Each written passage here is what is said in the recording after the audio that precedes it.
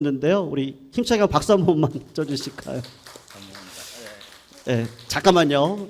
네, 제가 의자에 앉아서 하셔도 좋을 것 같아요. 그러셨는데 지금 괜찮습니다. 네. 괜찮습니다.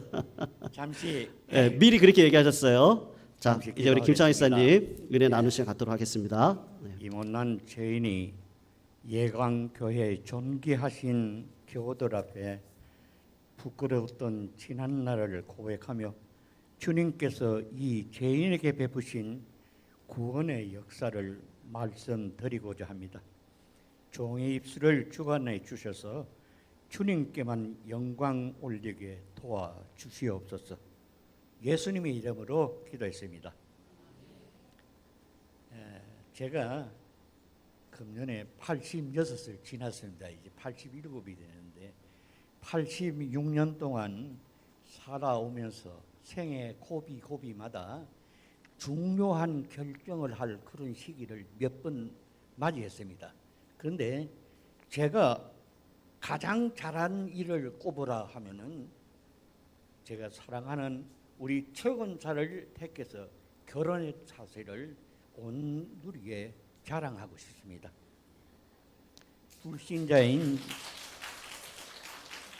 불신자의 저를 택함심으로 섬기던 교회로부터 치리를 받고 불교를 신상하는 우리 어머님과 함께 모진 고난과 핍박을 받고 저를 통해서도 학대를 받아가면서도 신앙을 잃지 않고 굳건히 신앙을 지켜왔습니다.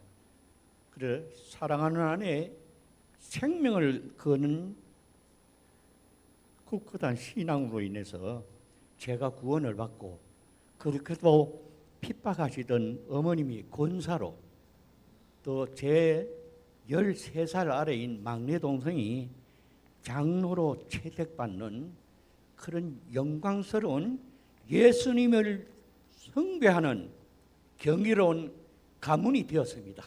할렐루야.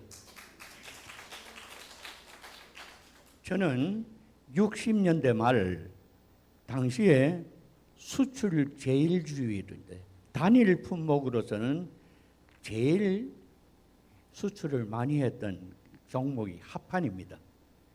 그 합판을 제조하는 신설 회사의 창립 사원으로 어린 제가 들어갔어요. 그래서 영업 파트장을 했습니다. 당시에 제 사장님이 성창기업의 맏아들입니다. 둘째 아들이 인천에 있던 선창산업이라고 썬퍼니처를 만드는 회사 사장이고 셋째 아들은 부산 밀락동에 태창목재라고 있었습니다. 그게 사장. 넷째 아들이 성창 임원주식에서 사장으로 있었습니다. 저희 사장님은 성창기업이 있지 않느냐고 하는데 성창기업은 주식회사거든요. 본인 게 아니지 않습니까? 그래서 합판 회사를 아는 게 합판이니까 합판 회사를 만들었는데 자금이 없잖아요. 그래서 인도네시아나 말레이시아, 보르네오 같은 데서 원목을 수입하면서 말과 작은 걸 수입해서 성창기업 바다에 띄워놓고 큰 거 하고 성창 바꿔치기해서 판매를 했습니다. 그 판매를 제가 했어요. 당시엔 굉장한 이득입니다. 가져가서 팔게 되면. 그래서 저도 당시에 참 알게 모르게 많은 뇌물을 받았습니다. 근데 팔다가 보니까 수입하는 양보다 판매한 양이 더 많았어요. 그래서 판매 양 중에 일부분을 판매 계산서하고 판매 대금을 뭉쳐서 B라인을 통해서 사장님께 전달하는 그 역할을 제가 했습니다. 한 5년 그 생활을 하면서 매일 저녁 술을 먹고 음행을 하고 외박을 하며 이렇게 생활하면서도 제가 당시에 73년도에 대지 60평에 건평이 37평짜리 양옥집을 지었습니다. 그토록 부정 수입을 했어요. 그런 수입을 하면서도 저는 그게 나쁜 짓인지 전혀 깨닫지 못하고 살아왔습니다. 그러니까 하나님이 지금 생각하면 경고를 주시는 건데 위궤양에 걸려서요. 그래서 부산의 메리놀 병원에 입원을 해서 3개월 동안 물리치료받고 약물치료를 받음으로 회복이 됐어요. 그래서 퇴원을 해가지고 집에서 정원에 이 작은 연못이 있었는데 그 연못에 하루는 금붕어가 뛰노는 걸 보면서 참 평화로운 금붕어 그 모습을 보고 제가 깨달음이 오더라고요. 그래서 회사를 나간 지 5개월째 했는데 회사에 제가 사표를 냈어요. 그러니까 사장님 사표 수리를 안 해주시는 겁니다. 몸이 완쾌돼서 나오라고. 그래서 제가 사장님 찾아갔어요. 이 회사가 앞으로 발전을 하면 저 같은 경우가 좋은 전례가 될 수가 없다. 회사를 위해서 사표를 받아달라고. 그래서 제가 사표를 내서 회장님이 사표를 수리를 하고 사장실로 부르는 거를 가니까 몸 잘 추려서 건강을 회복하고 어려운 일이 있으면 찾아오라 이러고 봉투를 하나 주더라고요. 그 봉투를 받고 격리과에서 퇴직 정산을 하니까 그때 돈을 한 50만 원이 조금 넘은 것 같습니다. 집에 와서 보니까 봉투 속에 100만 원의 보증수표가 들어있어요. 100만 원이면 지금 몇 억이 될 겁니다. 아마. 그렇게 받고 퇴사를 해가지고 집에 있으니까 또 뭐가 하고 싶어. 그래서 저희 회사에 계열 회사가 한국교업이라고 제송동에 있는 타일 제조 회사입니다. 당시에 그 주택 개량 사업이고 이렇게 하면서 타일이 굉장히 희귀 품목이었었어요. 제가 기억에 그 당시에 한 평에 1,800원 정도 했었는데 가지고 나오면은 바로 4,000원에 판매가 됐습니다. 후에는 조금 올랐습니다만도 그렇게 해서 더블 마진이 됐어요. 그렇게 생활을 하다가 보니까 하루는 그 대리점을 개척해준 그 요 회사에 임전문이라고 계시는데 부산시 장로연합회 회장을 하셨습니다. 그분이 전화가 왔어요. 이번 주일날에 동네에 개척하는 평화교회라는 장로교회가 있는데 그 교회에서 만나자고. 그 어느 명이라고 제가 거절을 하겠습니까? 그래서 교회에 갔어요. 그 예배를 마치고 목사님과 사모님이 마련한 정성스러운 그 점심 대접을 잘 받았습니다. 그 이후에 마지못해서 제가 교회를 나가게 됐어요. 그게 제가 결혼할 때 우리 아내에게 하나님을 믿겠다고 약속한 지야 10년째 그게 성취되는 아주 복된 날이었습니다. 그 이후에 저는 교회에 계속 나가면서도 생활은 하나도 달라진 게 없었어요. 제가 사업을 시작하면서 처음으로 11조를 10만 원을 냈습니다. 그때 목사님이 깜짝 놀라시는구나. 그렇게 11조를 내다가 76년도에 자동차 중고자동차 매매 상사를 인수를 했어. 79년도에 제가 다녔던 회사에 그 목재를 판매하는 대리점을 받았어요. 그렇게 작은 회사지만도 3개를 가지고 있으니까 제가 30대 중반인데 그때 11조를 50만 원이 넘게 했습니다. 그게 제가 교만이 얼마나 높았겠어요. 목이 코든자가 됐고 눈에 보이는 게 없을 거예요. 그렇게 방탕한 생활을 하고 있으니까 아내는 제 타락된 모습을 보고 분통이 터지는 겁니다. 그래서 매일 저녁 제가 잠들면 교회 가서 철야를 하고 새벽 예배를 드리고 집에 오고 이런 생활을 하는데 저는 잠이 들으면 전혀 모르지 않습니까? 어느 날 새벽에 잠이 깨니까 옆에 우리 아내가 없어요. 온 집안을 찾아도 없는다. 이천에 아이들 방 세 개를 다 찾아도 안 보여요. 근데 불길한 생각도 들고 이거 안절부절해지더라고. 그래서 제가 잠들면 아내가 교회 가는 걸 그때 알았어요. 그래서 제가 그렇게 잔소리하고 이 뭐냐 하니까 그던 교회는 안 가고 욕실에 욕조에 물을 비워놓고 욕조에 앉아서 기도를 하는 겁니다. 이렇게 저는 여러 가지 터집을 잡잖아요. 아내에게 터집을 여러 가지 잡습니다. 가정생 주부가 가정생활은 안 하고 매일 교회에 가서 살면 어떡하느냐. 구박을 하기 시작하고 그러다가 보니까 언어가 거칠어집니다. 말에 폭력이 생기고 심지어 차려주는 밥상을 뒤엎기도 했어요. 그러다가 어느 날은 마음이 격해졌어요. 제가 죽어도 한이 없는 죄를 졌다. 제 손으로 성경책을 찢는 죄를 맺습니다. 그래도 하나님은 저를 용서하시고 불쌍한 저를 거둬주시기 위해서 또 다른 방법으로 역사를 하시는 겁니다.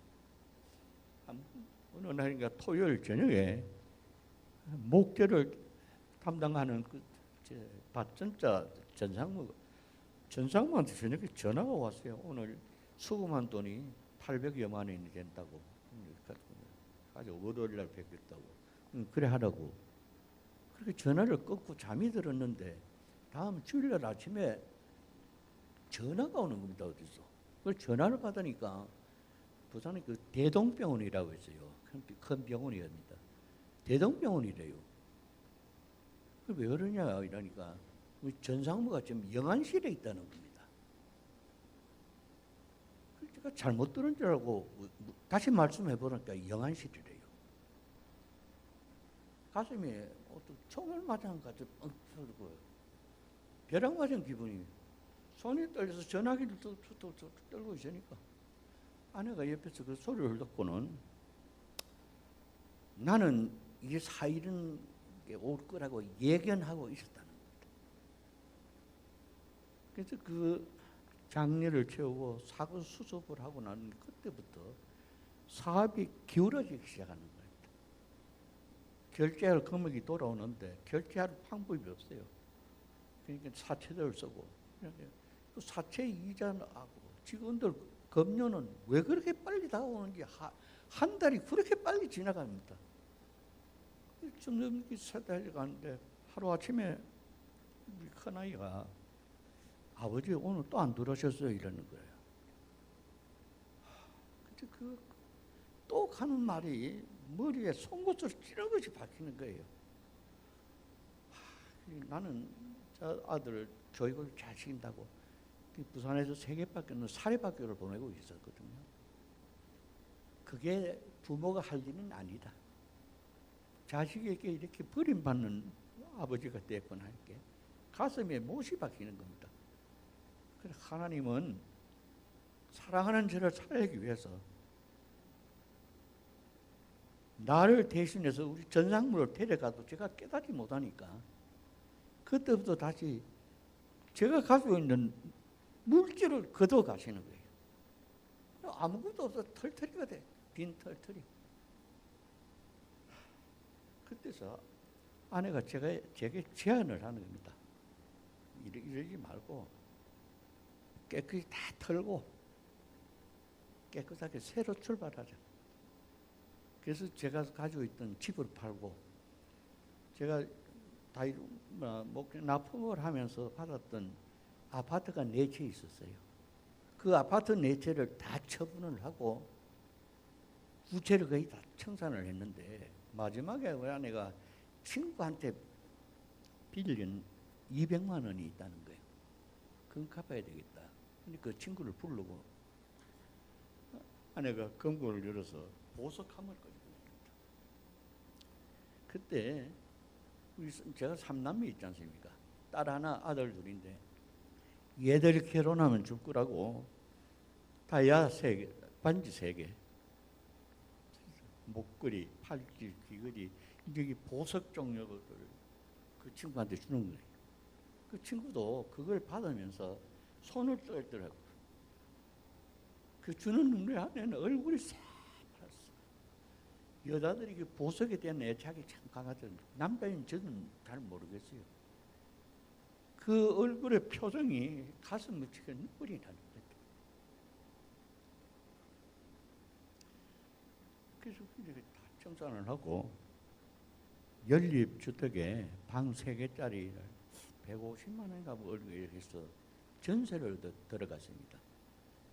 당장에 내일 돌아올 수표막을 걱정 없고 사채이자 이자 줄 걱정, 지출할 돈 걱정이었으니까 잠은 참 편안하게 잘 수가 있었어요.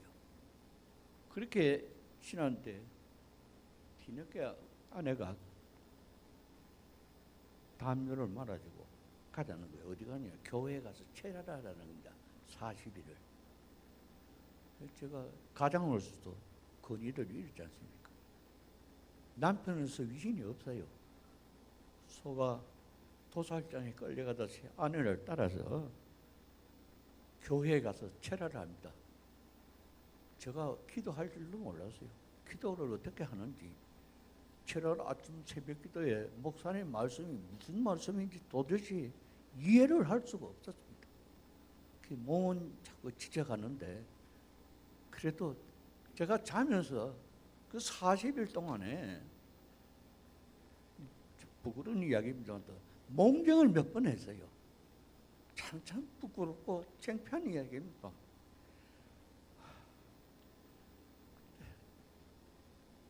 몸은 이렇게 마음은 참 편한데 아이들 셋하고 공부시키는 거 생활하는 터 전혀 없지 않습니까? 생활의 대책이 걱정이 되는 거예요. 근데 그때 마침 그 머리에 다 떠오르는 그 기회가 생기더라고요. 제가 같은 자동차 매매상사 사장을 하던 동료가 저한테 제가 가정적으로 복잡합니다. 서자도 있고 이러니까 자기 아버지가 70이 넘으니까 언제 돌아가실지 모른다. 돌아가시면 재산 관계 때문에 배다른 동생하고 자기하고 다툼이 생길 수 있으니까 이걸 투자를 해서 학교를 하나 만들면 좋겠는데 아버지가 내 말을 안 듣니까 당연히 아버지를 좀 설득을 해달라는 거예요. 그 아버지가 어떻게 저를 좋게 보셨는지 제 말은 참 잘 듣습니다. 제가 공손하게 예의를 갖추고 그러니까. 그래서 2달에 걸쳐서 그 아버지를 설득을 해서 학교를 세우기로 허락을 받았고 그 아버지가 주시는 토지 부동산 일람피하고 등기부등본 인감도장을 제가 받았습니다. 그렇게 해서 학교법인 백문학원이라는 법인을 설립을 하고 그 법인에서 경영하는 고등학교 3학년 한 학년에 600명 되는 학교 용인고등학교라고 설립했어요. 부산 동래구 명장동에 있습니다. 그런데 제가 이사장한테 그때 왜 용인고등학교냐, 용인이라는 지역도 있고 용인에 또 용인고등학교가 있다. 다른 거로 바꾸자 이러니까 그 친구 아버지가 용인고등학교를 고집을 하면서 이야기가 나는데 자기가 안동시 용창동에서 태어났대요. 그래 용자 따고 자기가 의사이니까 인자를 해서 용인고등학교를 고집을 해서 용인고등학교로 조명을 확정하고 제가 조직위원회나 문교부로 뛰어다니면서 학교 개교 허가를 받았습니다. 그게 83년도 학교 개교식 겸 입학식에 학생 600명과 교직원 또 여러 학부모 내빈들이 참석한 자리에서 학교 설립한 내역을 제가 설명을 해드리고 학교를 떠나왔어요. 그 생각이 번뜩 나. 근데 이사장이신 친구 부친은 그로 인해서 제게 마음의 빚을 져고 있었거든요. 그분이 가지고 계시는 광안동 아주 요지에 400평 나대지가 있는데 도로변으로 80평 제가 좀 사용을 하자. 그래서 그 사용 허가를 받았습니다. 그래서 그 건물을 지었는데 건물을 설계는 학교를 설계했던 친구가 무상으로 설계를 해주고 건축도 학교를 지었던 이 건설회사에서 자기들이 가지고 있는 자재를 투입해가지고 건물을 지어주고 또 전세 보증금을 받아서 건축비를 갚아라 이렇게 했는데 다 준공이 되고 나니까 건축비의 반도 안 되는 한 50만 원만 달라는 거래. 그래서 그 50만 원 전세금을 받은 데서 주고 나니까 그것도 한 40만 원이 남더라고요. 그 40만 원하고 이 점포에서 매달 15만 원에서 20만 원 정도 월세가 나오므로 제 생활에 걱정이 떨어졌습니다. 참 감사한 일이지 않습니까? 그래서 제가 그랬어요. 아이들한테 불법과 부정으로 참 불안에 떨면서 지난날 생각하니까 얼마나 힘이 났는지 모르겠습니다. 그래서 제가 그때 생각해서 참 고난을 당한 것이 내게 유익이다. 이런 말이면 내가 주의 율례를 배우게 되는 거예요. 이런 시편의 말씀이 떠올라. 그래서 주님께서 고난을 당하게 하는 것은 복 주시기 위한 하나의 과정이다. 저는 그렇게 믿고 있습니다. 그러다가 2005년도에 딸 아들들이 다 수도권에 있으니까 아버지 이제 그만 올라오시라. 그래서 용인에 아파트를 청약을 해서 제가 올라와서 그 입주일이 2006년 6월입니다. 동백에. 그래서 이제 집에 들어가서 제가 살던 아파트를 매물을 냈더니만 예상외로 그때 아파트 매매가 활발하지 않는데 매매가 됐어요. 그래서 생각보다 빨리 용인으로 오게 되었습니다. 그래서 가재도구는 보관시키고 분당에 오피스텔을 얻어서 생활을 1년을 했어요. 제가 생각하면 제가 만일 용인에 오지 않고 부산에 있었다면 지금 이렇게 살아있지 않으리라고 생각이 됩니다. 이제 시간도 관계상 한 가지 예만 들겠습니다. 제가 2014년도에 아침에 일어나서 침대에서 일어나는데 시간땀이 쫙 흐르는 시간. 눈앞에 안 보이는 거라 순간적으로 이상하다고 그러고 오후에 다시 또 그런 현상이 일어나요. 이상하다. 이제 딸한테 전화를 했어요. 딸이 의사니까 기본적인 알지 않습니까? 내 이야기를 듣더니 아버지 큰일 났습니다. 지금 제가 누워 계시라고 가만히 누워서 안정을 취하고 움직이지 말라는 거예요. 그래서 그 사위한테 연락을 했는지 내일 아침 8시에 고대 안암병원으로 가라. 그래서 아침에 안암병원에 갔어요. 심혈관 센터에 가니까 조영수를 바로 수술을 시작했는데 심장에 들어가는 핏줄이 꼭 막히려고 그러는 거예요. 그래서 스텐트를 받고 제가 살아났어요. 혹 여러분께서도 저와 같은 그런 현상이 나시면은 이게 두면 심근경색으로 가고 심장마비가 됩니다. 근데 그런 현상이 오시면은 빨리 병원에 가서 조치를 하시기 바랍니다. 그래야만 살아나가요. 그래 제가 용인고등학교라고 참 학교 교명을 싫어했는데 제가 그게 어떻게 용인으로 와가지고 이렇게 하나님의 혜택을 받고 있습니다.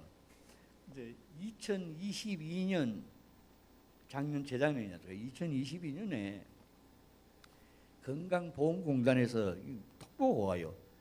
짝수연도 제가 38년생이니까 짝수연도에 암 검정을 받아라고 통보가 오는 게 그게 벌써 여러 번 받았습니다. 근데 이번에는 받고 보니까 좀 마음이 떼뚱해져요. 그런데도 그냥 지나치고 집에 가서 저녁에 잠이 들려고 하는데 예수님이 바다에 빠져가는 베드로 손을 잡는 그런 환상이 머릿속에 싹 지나가는 겁니다. 그래서 이게 하나님이 계시구나. 이거 뭐 이 내시경 받는 게 별거 아니니까. 그 다음날 아침에 제가 다니던 유영일 내과에 전화를 했어요. 이제 18일 아침에 그 전날 9시에 아무것도 먹지 말고 아침에 오라. 그래서 우리가 최 권사하고 10시에 갔거든요. 수면 내시경을 받았습니다. 내시경을 받았고 집에 돌아오고 저는 아무 생각도 그것도 잊어버렸는데 2월 28일에 아내한테 전화가 왔어요. 어디 가느냐? 잠깐 나갔다 온다. 병원에 가는데 잠깐 나갔다 온다 이래요. 그래 아내가 가니까 의사가 CD 촬영한 거 암하고 의사 소견서를 주는 거예요. 그래 아내가 그걸 받고 딸한테 전화를 했어요. 아버지가 암이다. 또 딸은 또 사위한테 전화해가지고 3월 4일 날 검진 예약을 받고 나서야 집에 와서 막 쩌쩌 하는 거예요. 말을 못하고. 보통 암이라고 그러면 사형선고라고 생각하고 있거든요. 한참 머뭇거리더니만 당신은 뭐 암인 것 같다 하니까 안암병원에 예약을 해서 3월 4일 날 가라. 근데 그 말을 듣고도 전 아무런 동료가 없더라고요. 그냥 무관한 거예요. 제가 신경이 무디서 그런 거지. 그래 3월 4일 날 저 혼자 갔어요. 병원에 가서 입원을 하고 검진을 하니까 제가 폐하고 심장이 보통 사람보다 약해서 수술을 감당할 수 있을지 모르겠다. 나이도 많고. 그렇게 한계 교수들이 회의를 하면서 어떻게 할 거냐 하는데 제 보호자가 우리 사위가 내가 있으니까 사위가 수술을 합시다. 이렇게 결론이 났어요. 3월 15일에 수술 날짜가 결정이 됐는데 제가 3월 5일 날 그렇게 다 받고 나서 한 열흘 병원에 그냥 있을 필요가 없지 않습니까? 그래서 사위한테 그랬어요. 나 집에 가야 되겠다. 그때 다시 입원하면 안 되겠느냐. 그렇게 좀 편의를 받아고. 그래서 제가 퇴원을 했습니다. 집에 와서 또 평상시하고 다름이 없어요. 제 생각에. 그냥 지났는데 3월 9일이 대통령 선거날이지 않습니까? 투표도 하고 다 그것도 했어요. 13일 날 다시 병원에 가서 PCR 검사, 그때는 코로나 때문에 양성 반응이 나오면 입원이 안 됩니다. 근데 음성 반응이 나와서 입원을 하고 3월 15일에 수술하려고 침대를 타고 수술실에 내려갔어요. 수술실에 내려가니까 수술들이 다 긴장돼가지고 수술 준비하고 다 바쁘더라고요. 그때서 이게 수술을 해야 되는구나 하는 그런 실감이 오더라고요. 그래서 수술실에 넣어놓다. 그때서 이거 하나님 이 수술하는 집도의와 스태프들의 손길을 붙잡아 주셔서 잘 수술이 마칠 수 있도록 도와주십시오. 그런 기도를 하는 중에 정신이 희미해졌어요. 그러니까 아마 수술에 들어가는 것 같아요. 그리고 얼마나 지났는지 이게 침대가 흔들흔들하는 감각이 와서 눈을 뜨니까 병실에 옮겨졌어요. 병실에. 근데 간호사들이 이 소액 주사, 바늘 꽂고 다 준비를 하지 않습니까? 그래서 제가 간호사한테 물어서 지금 몇 시냐고 그러니까 오후 5시랍니다. 아침 8시에 들어가서 오후 5시에 9시간 걸렸는데 회복 시간이 1시간이 됐다 손 치더라도 수술을 8시간 했다는 결론이거든요.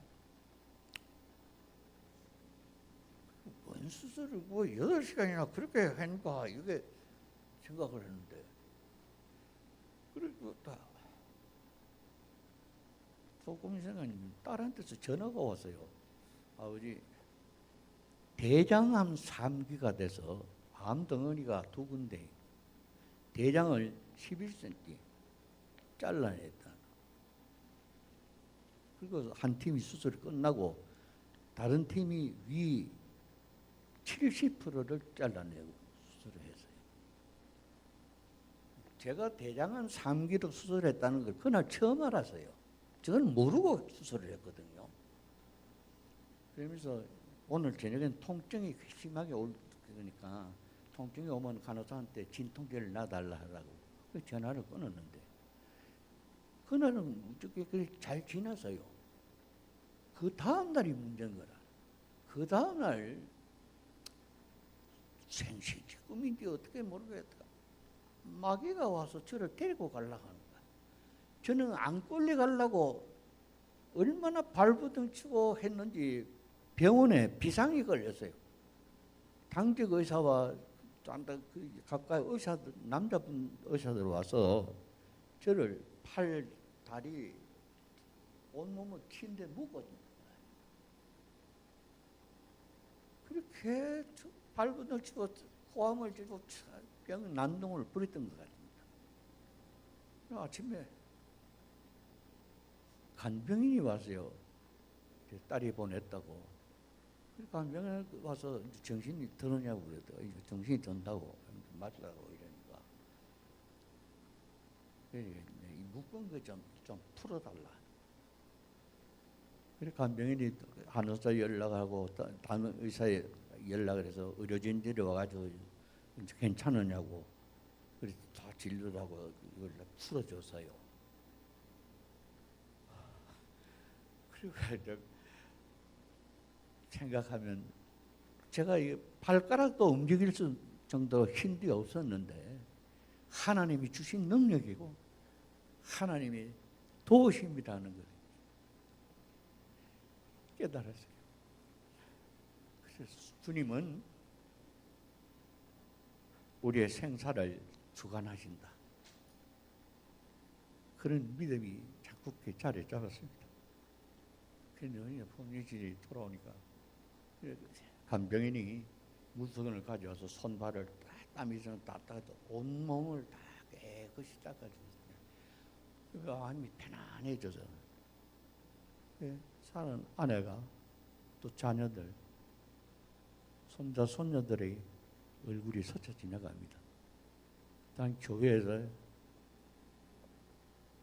목사님, 원로 목사님, 장로님, 권사님들, 사랑하는 교우들의 얼굴이 스쳐 지나갑니다.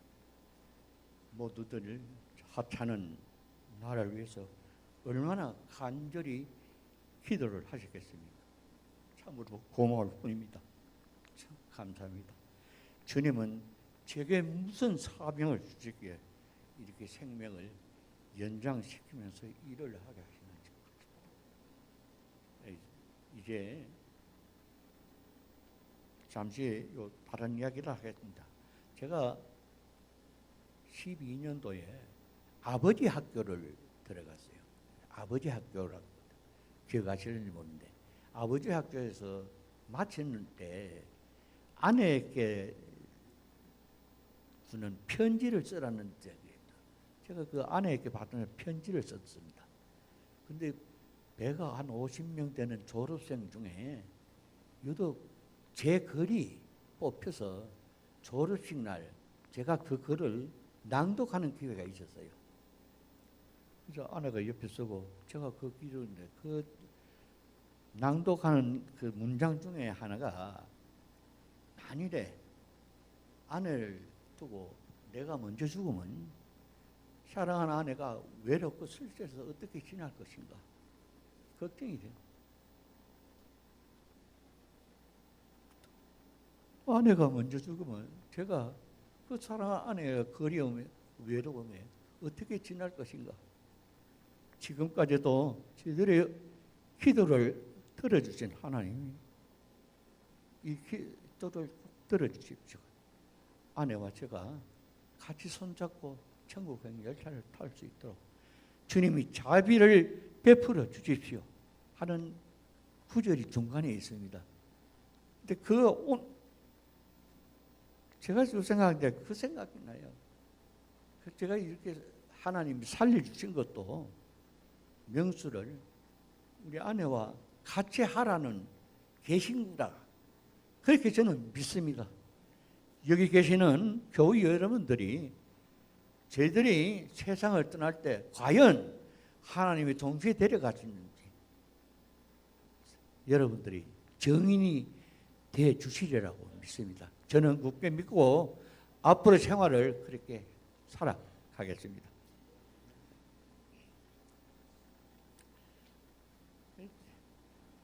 제가 간호사가 오더니만 이틀이 지나니까 방귀가 나왔냐고 묻는 거라. 방귀가. 그 방귀가 안 나왔다 그러니까 예상보다 평소에 이틀이 이렇게 나흘 만에 방귀가 나왔어요. 방귀가 나오니까 이제 물도 마시라고 미염도 주고 해서 생기가 좀 돌아났습니다. 그런데 그 기쁨도 잠시예요. 통증이 오고 열이 38도 이렇게 5분씩 올라가는 거라요. 그래 해열제를 놓으면 그때뿐이고 또 자꾸 계속돼. 그러니까 의사들도 당황을 하고 이래서 CT 촬영도 하고 다시 MRI 촬영을 하고 이렇게 하다가 발견을 한 게 위 봉합 부분에 구멍이 생겨서 여기로 물가 엄청 새는 겁니다. 그래서 여기서 염증이 생기니까 열이 올라가는 거예요. 지금 생각하면 완벽하게 수술을 하고 봉합을 했다는데 이렇게 떨어졌다는 거는 의사들도 참 이상하다고 하는데 저는 생각하니까 이제 제가 그날 저게 마귀한테 안 끌려가려고 발부등 그 요동으로 터진 게 아닌가. 저 혼자 생각입니다. 그런 생각이 들어요. 그래서 항생제 주사를 놓고 이렇게 일주일마다 결과를 보기 위해서 CT 촬영을 계속 영상 촬영을 하니까 이게 2달이 지나고 석 달이 지나고 이래 하니까 좀 나아졌어요. 그래 병원에 입원한 지가 5개월이 지나니까 도저히 지루해서 못 쓰겠대요. 5개월이 지날 무렵에 옆구리에서 나오는 불순물 위에서 꽂아져 있는 데서 나오는 불순물이 아주 맑아져서 의사가 참 이제 안도의 숨을 쉬는 겁니다. 그래서 얘가 살쪘는데 이제 퇴원 좀 시키다고. 그래서 6개월째 그래 병원에서 집에 가서라도 항생제 주사는 계속 맞아야 된다. 그래서 그 맞는 조건으로 퇴원을 하기로 했어요. 그게 8월 20일인데 퇴원을 하겠다고 이제 딸하고 아들한테 전화를 하니까 딸은 저한테 준 카드가 있어요. 내가 필요한 대로 쓰라고. 지가 그 카드로 병원비를 결제를 하라는 거예요. 병원비가 1,200이 아니지 않습니까? 1,000단위가 될 텐데 그때는 그걸 하라. 근데 아들은 아들대로 지가 장남이니까 아들은 아버지 내가 갈 테니까 좀 기다리세요. 아들이 왔어요. 아들은 아들대로 지가 결제를 하려고. 그때 누나가 결제를 하라고 하니까 이번 누나 결제로 놔놓자. 그리고 누나 카드로 결제를 했어요. 참 배가 얼마나 감사한지요. 다들 부모를 공양하고 한 게 희미해져 가는 세대지 않습니까? 지금 세대가. 근데 아들, 딸이 서로 백단위도 아니고 천단위들 서로 저가 부담하겠다고 조심히 경쟁을 하는 그 효성을 보고 참 가슴이 띵하더라고요. 그래서 아들이 누나 카드로 결제하고 아들 차를 타고 집에 왔어요. 집에 오니까 또 놀라운 게 딸이 아니요. 리모컨을 잡으면 상처를 일으킬 수 있는 병원 환자용 침대를 들여놓고 그 침대에 그 머리부터 발끝까지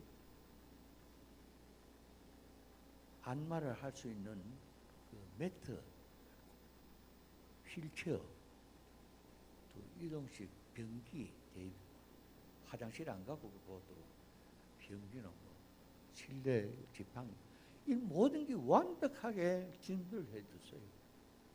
얼마나 감사합니까? 눈물이 나요, 정말. 그런데 아내는 아내대로 이 근육이 소모가 됐으니까 그 회복하기 위해서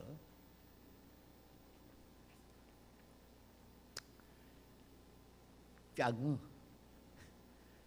전복, 돼지 목살, 고단백질 식단을 오늘까지 2년이 내를 계속 정성스럽게 해줍니다.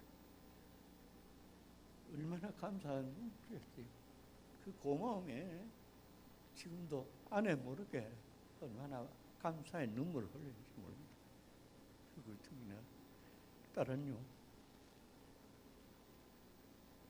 제주 밀감, 천리향, 한라봉, 철 따라도 오만 과일, 그 전국 유명한 그 음식.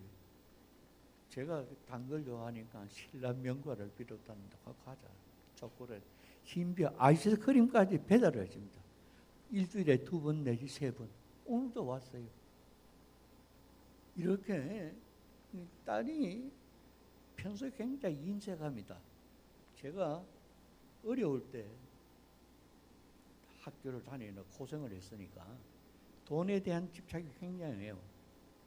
지금은 모르긴 하지만 몇십을 가지고 있습니다. 그래도 베풀 줄은 모르는데 이렇게 효성을 하는 아내 그 마음을 하나님이 주장해 주셔서 변화시켜 주는 거다고 생각해서 감사할 따름이 다른 동생들 생일까지 돈을 보내주면서 친구들끼리라도 회식하라고 이런 복된 회식을 받으면서 오늘 제가 살고 있습니다. 돌이켜보면은 대장암 3기고 위암 2기가 되도록 자각증상을 전혀 못 느끼고 살아왔다.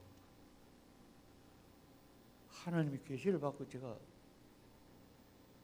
수술을 하고 이렇게 다시 살아났지 않습니까?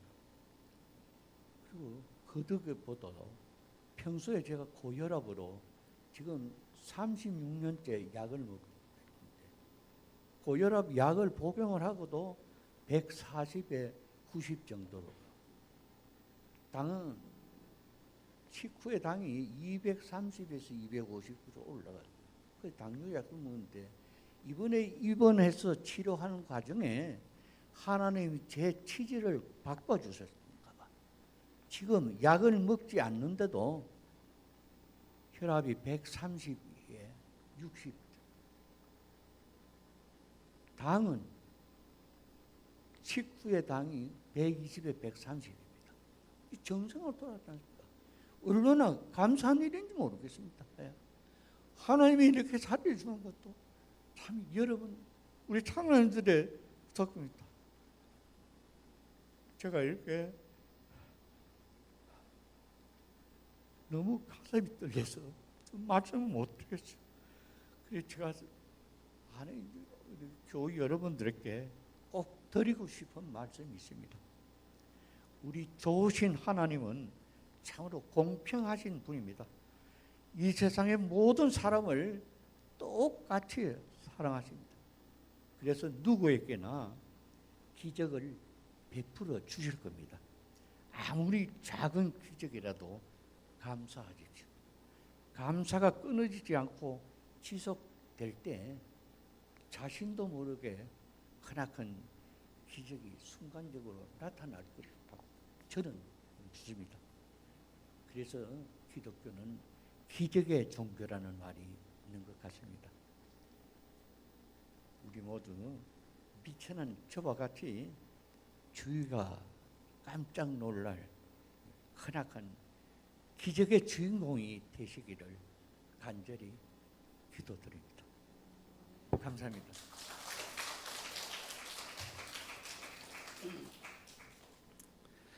우리 기적의 주인공 우리 김창환 목사님 다시 한번 김창환 목사님 통해서 영광 받으실 거 믿습니다. 우리 박사로 화답해 주시면 감사하겠습니다. 이웃을 내 몸과 같이 사랑하면 누가 좋다고요? 내가 좋잖아요. 얼마나 아내를 사랑하시는지 아내한테 좋은 거를 다 주시니까 아내가 건강하셔가지고 옆에서 다 챙겨주시는 거예요. 그래서 오늘 뭐 공헌하셨는데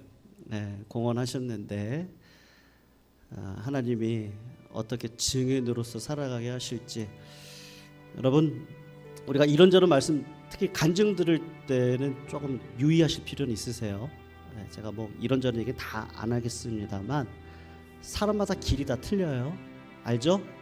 우리 성도님이 다 아세요. 아시지만 기적은 어디나 있습니다. 하나님이 함께 해주시면 놀라운 역사는 반드시 일어날 줄로 믿습니다. 은혜의 간증 감사드리고요. 우리 찬양 우리 하나만 같이 부르고 기도 제목 나누고 마음껏 기도하시다가 하나님 만나는 자리 되셨으면 좋겠습니다.